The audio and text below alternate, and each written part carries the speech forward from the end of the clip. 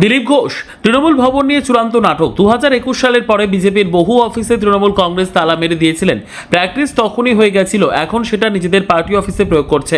ভবনের রেজিস্ট্রেশন ববি হাকিমের নামে, মালিকের দাবি তাকে না জানিয়ে ঋতব্রত তৃণমূল তালা ভেঙেছে। পাড়ার তৃণমূল এতদিন বোমা মারত, সাধারণ মানুষ মারা যেত, এখনও সেই অত্যাচারের অভ্যেস যায়নি। মালিক বাড়িটা তৃণমূলের কোন গ্রুপকে দেবেন সেটা নিয়ে মালিকের ইচ্ছে গুরুত্ব পাচ্ছে না। বাড়ি দখল আর গাজোয়ারি চলছে। সেবাশ্রয় নিয়ে ক্রমশ বিপাকে ভাইপো। গুরুতর অভিযোগ মানুষের জীবন নিয়ে ছিনিমিনি খেলা। এটাই ডায়মন্ড হারবার মডেল। 21শে জুলাই নিয়ে মমতা কাকলি দ্বন্দ্ব। 21শে জুলাই কংগ্রেসের যুব কংগ্রেস কর্মীরা মারা গেছিলেন। সেই আন্দোলনে কংগ্রেস নেত্রী হিসেবে মমতা বন্দ্যোপাধ্যায় ছিলেন। তার বলা উচিত তিনি ওই আন্দোলন করেছেন। তিনি তৃণমূল হওয়ার পর ওই আন্দোলন হাইজ্যাক করেছিলেন। কেন করবে? অপরূপা পোদ্দারের স্বামীর জামিন। পুলিশ আগের কেস হালকা করত, যেটুকু না করলে নয় সেরকম কেস দেওয়া হতো। কেসের কোনো দম নেই। আমরা কিছু না করলেও আমাদের নামে করা কেস দেওয়া হতো।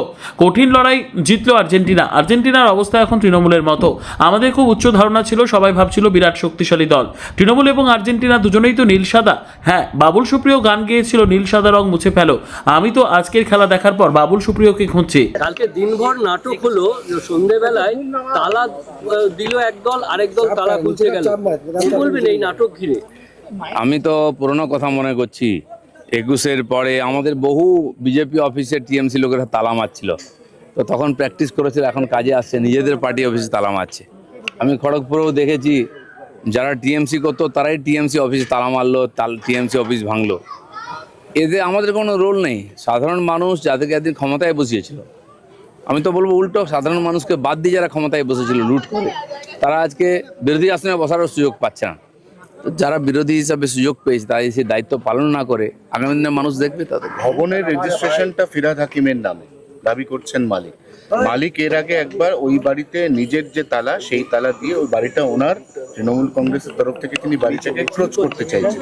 কালকে আবার সেখানে সেই তালা ঋতব্রত, তৃণমূলের ঋতব্রত ভেঙে দিয়েছে এবং বাড়ির মালিক বলছেন এটাও তো বেআইনি, কারণ বাড়িটা তো আমার, আমি তো কাউকে ভাঙতে বলিনি তালা।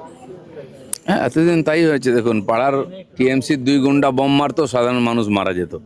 এখনো অভ্যাস যায়নি, সে অত্যাচার সাধারণ মানুষের চলছে। বাড়ির মালিক বাড়ি দেবেন কি না টিএমসিকে, কোন গ্রুপকে দেবেন, তার কোনো বলার অধিকার নেই। নিজেরা বাড়ি দখল করে গায়ের জোর দেখাচ্ছে, ওখানে খুবই অন্যায়। আমার মনে হয় এর বিরুদ্ধে আইনি ব্যবস্থা হওয়া উচিত। সেবাশ্রয় নিয়ে ভাইপো ক্রমশ ফাঁসছে। এবার সেবাশ্রয় নিয়ে ডায়মন্ড হারবারের সাধারণ মানুষ মুখ খুলতে শুরু করেছেন। হাতুড়ে চিকিৎসক, হোমিওপ্যাথি চিকিৎসক, তাদের দিয়ে অ্যালোপ্যাথির ওষুধ লেখানো হতো প্রেসক্রিপশনে।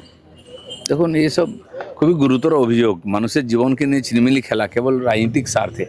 কি লোকের সেবা করছি, ডায়মন্ড হারবার মডেল বলে সারা দুনিয়ায় প্রচার করা হলো। আমরা তখন থেকে এটা নিয়ে মজা করতাম। ডায়মন্ড মডেল যত অপকর্ম, যত কুশাসন, সেটা হচ্ছে ডায়মন্ড হারবার মডেল। সেটা এখন প্রমাণ হচ্ছে।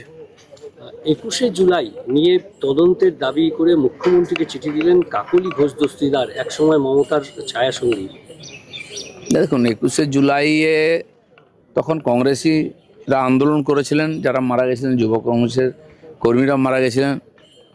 আমার মনে হয় আমাদের মুখ্যমন্ত্রীও তখন কংগ্রেসের সঙ্গেই ছিলেন। তারও অধিকার আছে গিয়ে বলার যে আমিও এর জন্য আন্দোলন করেছি। মমতা ব্যানার্জি এটাকে হাইজ্যাক করার দিন চালাতেন। যদি এটাকে মনে হয় সত্যি মানবতা বিরোধী কাজ করেছে, সিপিএমের সবার তাকে উদযাপন করা উচিত। কোনো একটা পার্টি হাইজ্যাক করবে কেন? যে যুবকর্মীরা গণতান্ত্রিক আন্দোলনে প্রাণ দিয়েছেন, তারা শহীদ, তাদেরকে আমরা সবাই সম্মান করি। কেউ যেন তাদেরকে জোর করে হাইজ্যাক করে না নিয়ে যায়। নিশ্চয়ই যখন চিঠি এসছে, মাননীয় মুখ্যমন্ত্রী বিষয়টা বিচার করবেন। গ্রেপ্তারির ক্ষেত্রে যে তৎপরতা, পুলিশের চার্জশিটে সেই তৎপরতা বা সেই পর্যাপ্ত তথ্য নেই বলে অপরূপা পোদ্দারের হাজবেন্ড, যার রামনবমীতে ইন্ধন এবং হিংসার সরাসরি অভিযোগ ছিল, তিনি কালকে জামিন পেয়ে গেলেন। জানি না সরকার যে বলে পুলিশ আগেকার অভ্যাস বা আগের কেস, তখন তো খুব হালকা করে কেস নেওয়া হতো, যেটুকু না করলে নয়। সে কেসের কোনো দম ছিল না। আমরা কিছু না বললেও আমাদের নামে কেস হয়ে যেত, বাড়িতে পুলিশ আসতো। সেই পরম্পরাটাকে এবার পাল্টাতে হবে।